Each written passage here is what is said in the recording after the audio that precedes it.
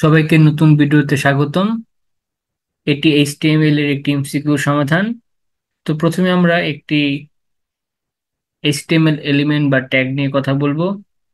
তো প্রথমেই দেওয়া আছে যে এলিমেন্টের মধ্যে পি ট্যাগ, তার ভেতরে আমরা লিখতে পাচ্ছি যে অ্যালাইন সেন্টার, তার মানে এটাকে বললে আমরা অ্যাট্রিবিউট।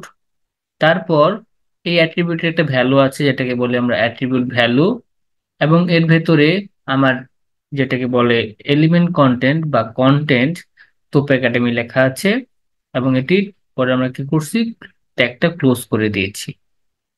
তো প্রথমে তাহলে পি হচ্ছে আমার ট্যাগ, অ্যালাইন হচ্ছে আমার অ্যাট্রিবিউট, কন সেন্টার হচ্ছে আমার অ্যাট্রিবিউট ভ্যালু, আর তোপ একাডেমি হচ্ছে আমার কন্টেন্ট। তো এরকম একটা কোশ্চেন ময়মনসিংহ বোর্ড 2023 সালে এসেছিল।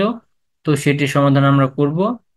এখানে এসেছিল যে span style equal to colour red, এবং ভেতরে ছিল টেক্সট, এবং পরে ক্লোজ করে দিয়েছে স্প্যান ট্যাগটি। তো প্রথমে এর প্রশ্নটি ছিল যে উদ্দীপকে এলিমেন্ট কন্টেন্ট কোনটি।